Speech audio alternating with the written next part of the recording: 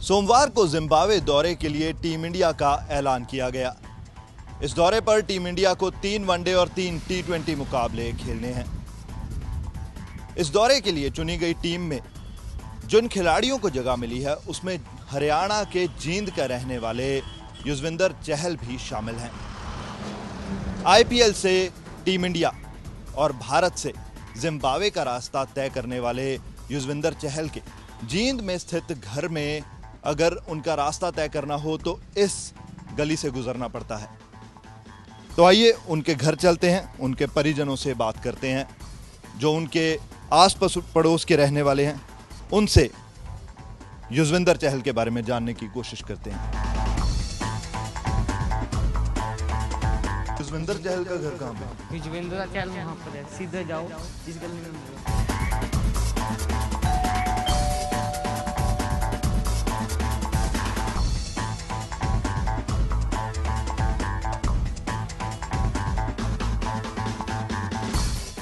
युजवेंद्र चहल ने टी20 क्रिकेट में लगातार कमाल करते हुए अब टीम इंडिया में जगह बना ली है।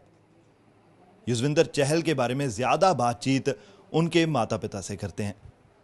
सर, सबसे पहले तो आपको बधाई देना चाहेंगे, बहुत बड़ी उपलब्धि हासिल की है युजवेंद्र ने। धन्यवाद सर। तो बात हुई उनकी इस उपलब्धि के बाद उनसे? हाँ, थोड़ी सी बात हुई, ज़्यादा नहीं हो पाई। जब उसने मतलब हमें पता लग गया था पहले भी, लेकिन उसने जब मैसेज दिया तो तब बात हुई थी थोड़ी सी। और जो ये थोड़ी सी बातचीत हुई, उस बातचीत के दौरान क्या कहा युजवेंद्र ने? कितना खुश था युजवेंद्र इस उपलब्धि के बाद? काफ़ी खुश था। और क्या कहा युजवेंद्र ने? ठीक है, कहता मतलब एग्ज़ाम में पास हो गया भाई। जी। आपके क्या हाव भाव थे उस समय? आपके मन में क्या आया जब टीम का ऐलान हुआ? तो खुशी थी जी बहुत, क्योंकि इतने दिन से जो मेहनत कर रहा था तो उसमें वो पास हो गया उस पेपर में। मेहनत शुरू कब से की, ये बताइए। ये कुछ 6 साल का था तब, जो यहाँ क्रिकेट खेलते थे बच्चे ग्राउंड में, नेहरू स्टेडियम में, तो वो इसको लेके जाते थे अपने साथ। और 6 साल का था जब जाना शुरू कर दिया था इसने ग्राउंड में। तो उसके बाद से रेगुलर ये ग्राउंड में जाता रहा। और 10.5 साल का था जब ये, तब ये हरियाणा अंडर 14 में इसका सिलेक्शन हो गया था।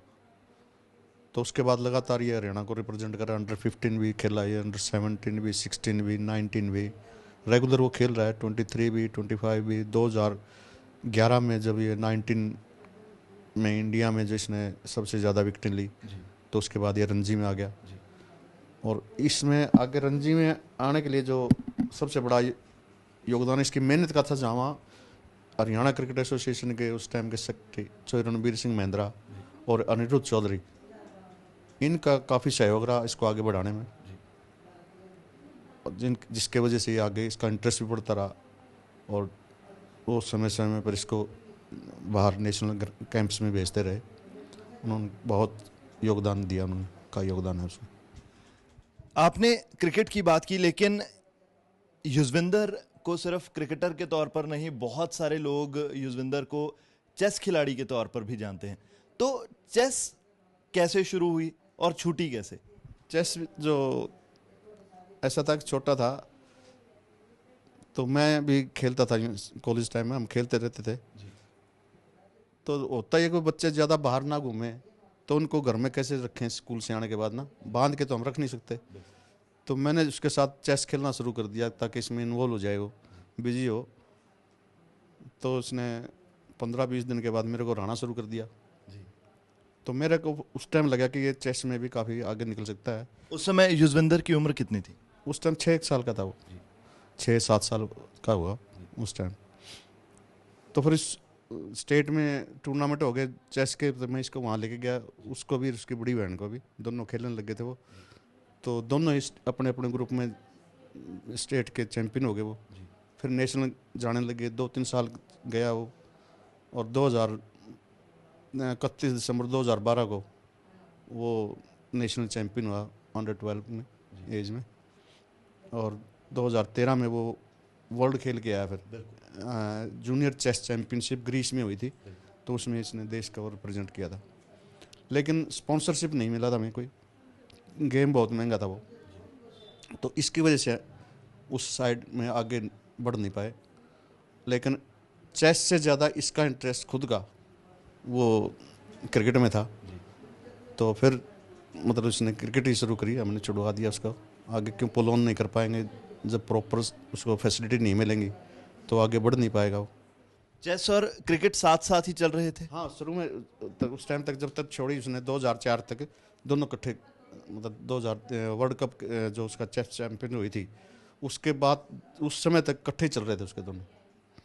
वो क्रिकेट भी खेल रहा था नेशनल, और चेस भी वो स्टेट को रिप्रेजेंट कर रहा था उस टाइम। जब नेशनल चैंपियनशिप के बाद फिर वो छोड़ दी थी, क्योंकि जो सुविधाएं चाहिए थी, जो फैसिलिटी चाहिए थी, वो हम उसको दे नहीं पा रहे थे उस समय। और स्पॉन्सरशिप हमें कोई मिली नहीं, जिसकी वजह से चेस छोड़ दी।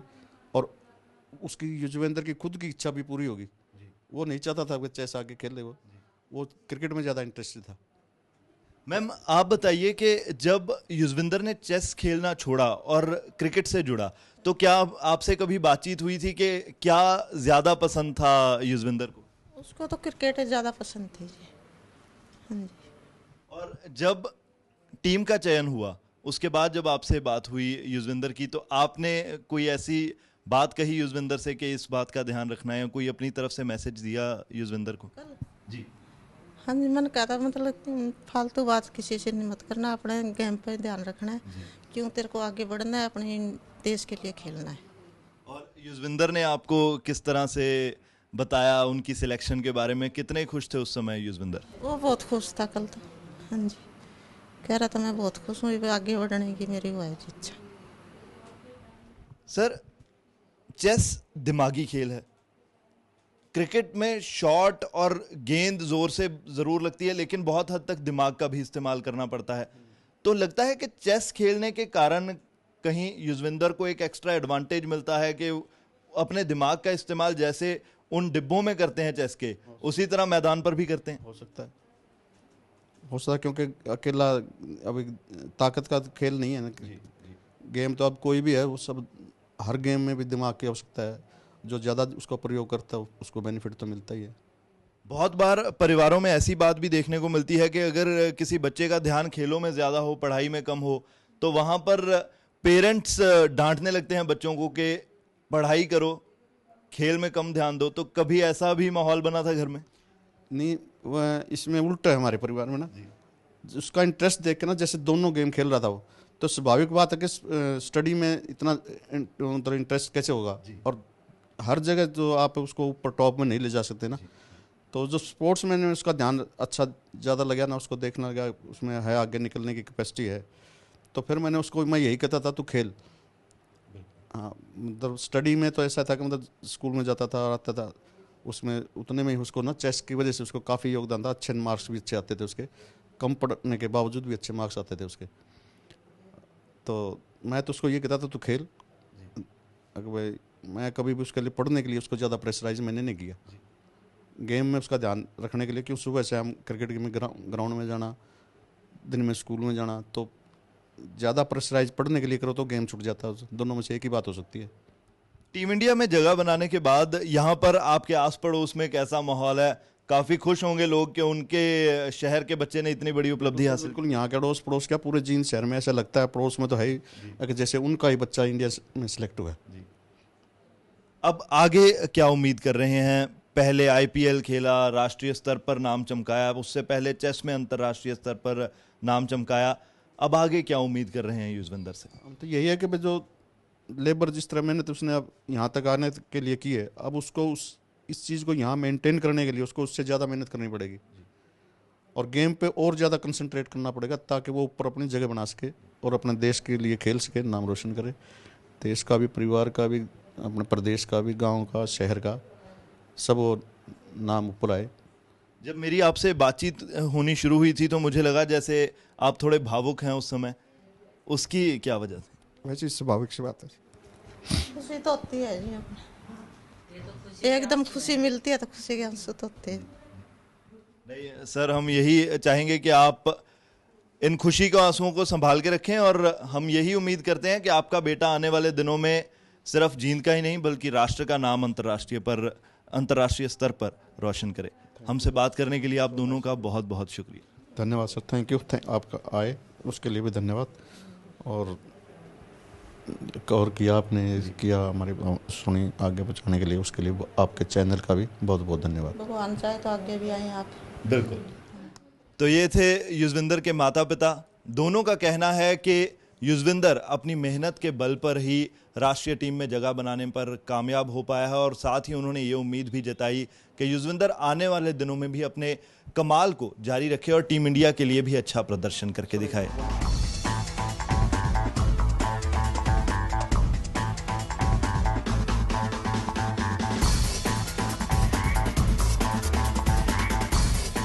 आईपीएल 9 में सबसे ज्यादा विकेट लेकर पर्पल कैप पर कब्जा कर चुके युजवेंद्र चहल ने अब जब टीम इंडिया में जगह बनाई है तो उनके घर पर, उनके मोहल्ले में, उनके इलाके में खुशी का माहौल है, जश्न का माहौल है। उनके आस पड़ोस के लोग उनके घर पर एकत्रित हैं और उनसे बातचीत करते हैं, उनसे जानने की कोशिश करते हैं कि वो कितने खुश हैं युजवेंद्र की इस उपलब्धि के बाद। सर, आपका नाम क्या है?